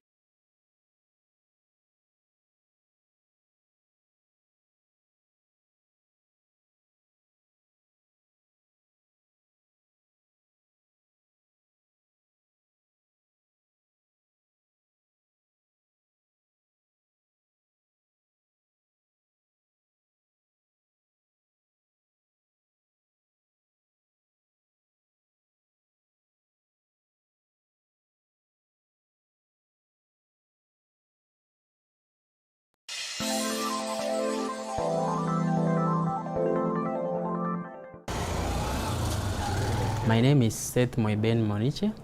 I currently work with the Equity Group Foundation, supporting university chapters. University chapters are like a group of equity scholars who are there in various institutions. We support them in terms of marketing so that they can earn something while still in school, so that they can support their academic journey, and also they can do various things with that money. We also support them in terms of leadership, empowering them to be confident enough to be professional. My journey with Equity Bank dates back in the year 2011 when I finished my KCPE.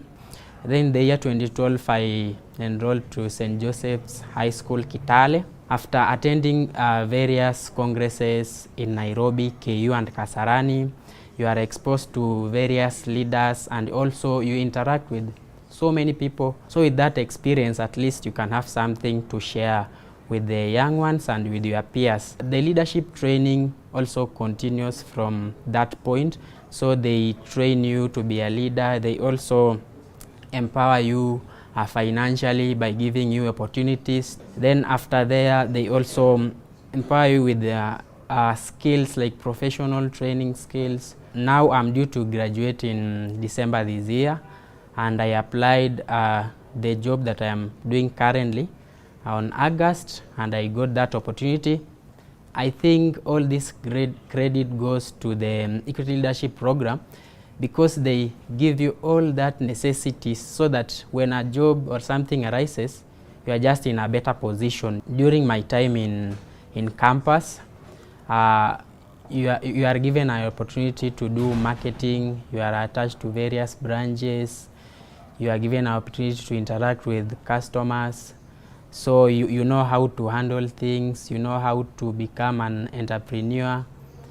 Okay, the highlights of this program and what I have learned all through, first of all, is about the culture of giving back. You have been empowered since high school till you join the equity leadership program in the tertiary level. So you get that culture of giving back. It just becomes part and parcel of your life. You also taught about the servant leadership, and then again you become a all-round person. You become a person who can major in anything, and you can do something sometimes later in future. Because my career is about journalism and communication, aspire to be a news anchor, especially in the TV, then about the radio programs, and also one day I aspire to become maybe a minister for communication, Authority of Kenya, or somebody there. Equity leadership program highlights on academic excellence, because you have to be smart and you have to pass well in your academics. Even after high school, they still monitor you in the tertiary level. And also on the part of leadership, you have to be confident, you have to be courageous. Also, you have to be professional in your dealings and your handling to customers. You have to be humble also when dealing with various people. Also, you have to be accommodating. Also, you have to be persevering. Yeah, you have to have that culture of perseverance, because in this life, when you deal with various things, some things need to be persevered on.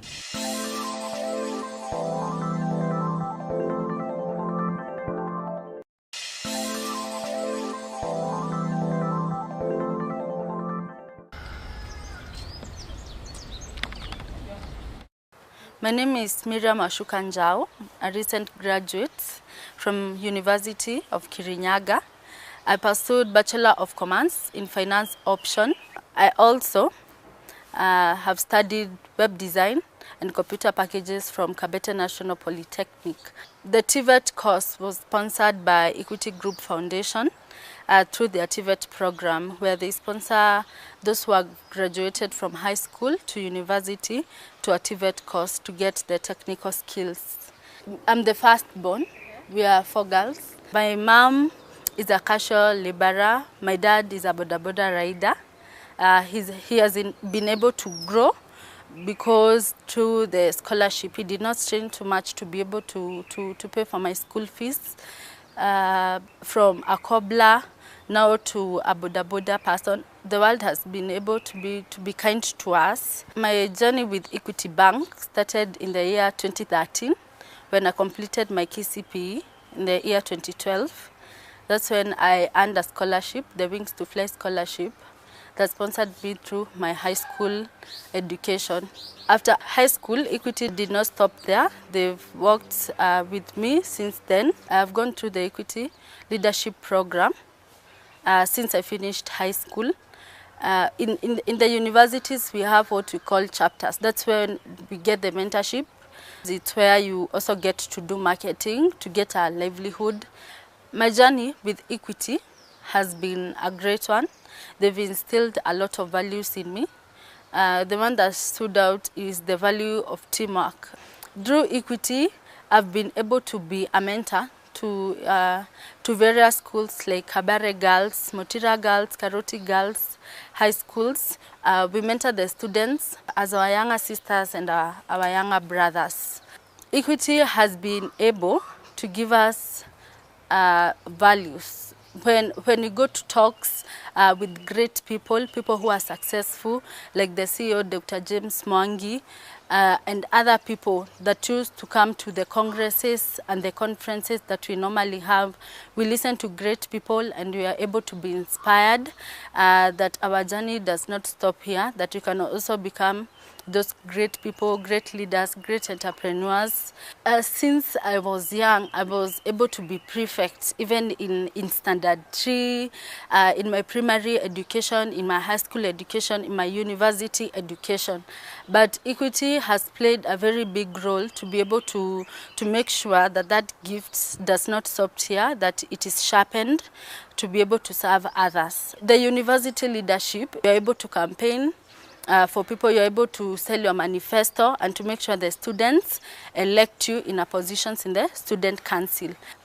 With the mentorship from Equity, I was able to know how to navigate through my campaigns back at university. After selling my manifestos, after selling my agenda to the students, I was able to be elected to the welfare and ladies representative seat in the student council that is composed of 7 students and represents the students well for a whole academic year. I graduated on the 3rd of December 2021 with amazing grades, and I'm grateful to Equity and all the stakeholders that took a part in my educational journey. And going forward, I know the future is bright. I know it does not stop here. The values that I've been taught, I will instill to others.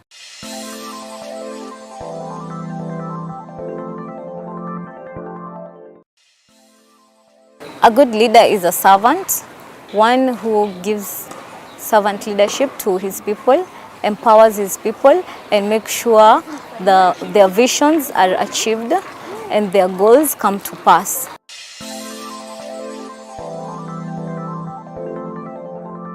My name is Martha Wangwa. I am a Wings to Fly alumni. I am currently pursuing Bachelor of Management and Office Administration at the Mount Kenya University Institution. I am also a co-founder of Chapati Sunday Forum. This is a forum where we as friends and family who've come together, we contribute on a simple budget where we visit different children's homes. I'm also a leader and Mount Kenya University LP chapter, where I happen to be the president. I also pioneered in the formation of the county chapters, which recently happened. So I am the president, Kiambu County ELP chapter. I love serving the community. The art of service to my community, I learned through my interaction with the Equity Group Foundation. Yes, I have interacted in very many give back activities and the service to my community because I believe the impact we have to the community and society leaves a great footprint. The same way Equity Bank Foundation gave us the wings to fly, I would also love to have such an impact to the society too. I am from a family of 4 children with a single parent, my mom. I was a very resilient and hardworking student back in my primary school. Despite the challenges that I faced during my childhood, I was able to excel. I was lucky enough to get the Wings to Fly scholarship. That is where my journey with Equity began. As an Equity Wings to Fly scholar, we were given support on tuition fees, we were given pocket money, transport to and from school. We were never chased from school. That is one advantage I had as a Wings to Fly scholar. We would also get medical. Wings to Fly program also offers mentorship, which is encouraging on a value-centered life. It's also transformative leadership skills, also academic excellence. One thing I have learned from Equity is the act of service. My highlights with the journey with Equity has been my ability to be able to complete school. That wouldn't have happened if Equity had not chipped into my life. I was also lucky enough to share a room with honorable people. My aspirations after I graduate from my campus education is that I would love to be a very successful entrepreneur. That is something I've learned through the entrepreneurial skills we get from the people who come to talk to us during the congresses and forums that we are held by ELP. A good leader is a servant, one who gives servant leadership to his people, empowers his people, and makes sure their visions are achieved and their goals come to pass. My advice to a struggling child out there who will really love to pursue their education but they feel like they've reached a point of no return, I will wish them to have the hope that there is hope in the future. The same way Equity gave me wings to fly, I believe there is hope for them too. You should always just strive for your dreams. There is someone out there who is watching.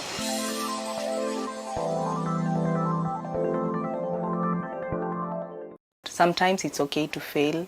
If you try your luck in something and it doesn't work out, it's still okay. It doesn't make you any less of a person. And, you should either, try again or even, move on.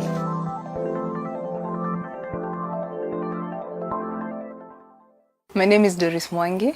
I'm a beneficiary of the Equity Leaders Program. I'm also a medical student, a co-founder and head of programs at Mshauri Empowerment Program. And this is a social enterprise where we provide educational resources, mentorship and leadership programs to children in under-resourced areas in Kenya. So currently we are collaborating with Ushirika School in Kibera, and we have a joint project to establish a library, a computer literacy program, and a mentorship program for the children in this school as well as in the community. When I joined campus, I co-founded Mshauri Empowerment Program with some of my friends, and we used to mentor children in under-resourced areas. And we realized some schools don't have resources, including books, including computers, and we co-founded the organization basically to fill that gap.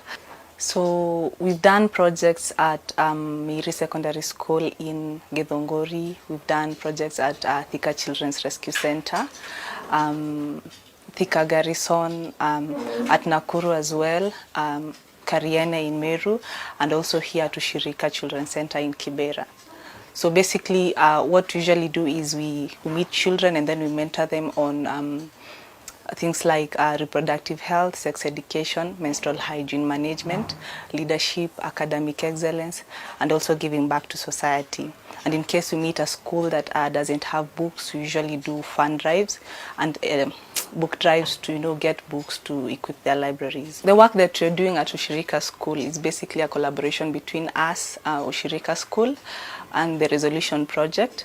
So I met a friend called Grace Bako. She's also an equity scholar. We met at Equity and we won the Resolution Fellowship, which comes with seed funding, mentorship, and the networks to help you work on a social enterprise. So our idea was to have a well-equipped library in Kibera and to provide a safe space for children where they could come and read and have the opportunity to achieve their dreams. We also want to do a computer literacy program and teach children basic computer skills and also coding skills. And besides that, we also want to increase their exposure through the mentorship programs, because we realize that not many people get to achieve their dreams because they don't get the opportunity to get the resources. I joined Equity in 2016 after I'd completed high school. I was the top girl in Water District, and I got a number of benefits from the program. One of which was, getting a job at Equity. So I used to serve as a relationship officer, marketing the mobile banking, and also as a customer service personnel. And this, gave me the prerequisite skills that, I'm currently using to run an organization. I also got to the college counseling program by Equity, and I tried, my luck in applying for colleges abroad, but unfortunately I didn't get in. And I think this provided me the opportunity to learn fundamental lessons, especially how to deal with failure.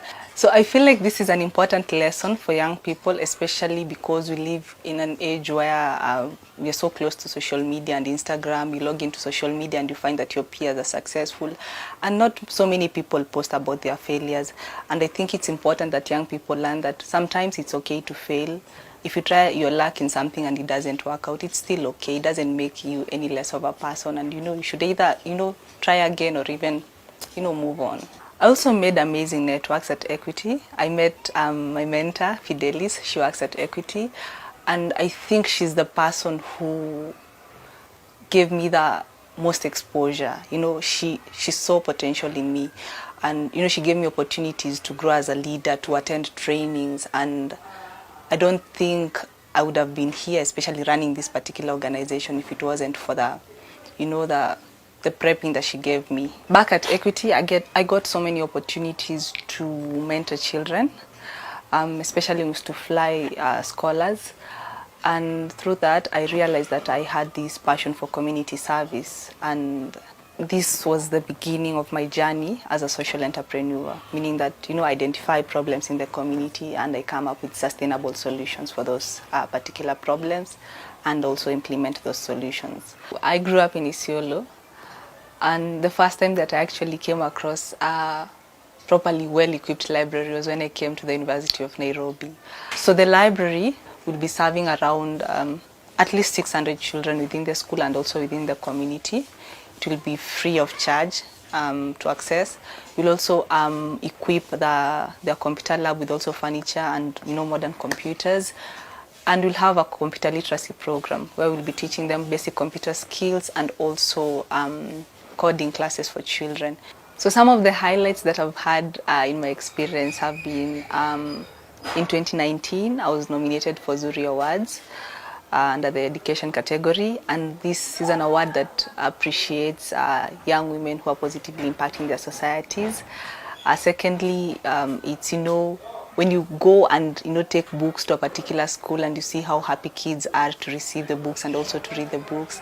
After graduating from medical school, I intend to practice medicine for a while, but I also intend to join organizations that make policies regarding healthcare, because I feel like we need people who are in the fields to actually make policies that are relevant to that particular field.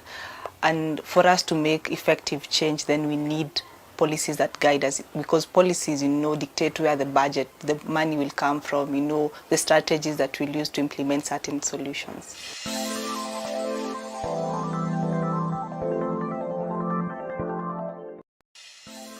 I believe that the health of the society, the health of the planet, and the health of business are interrelated.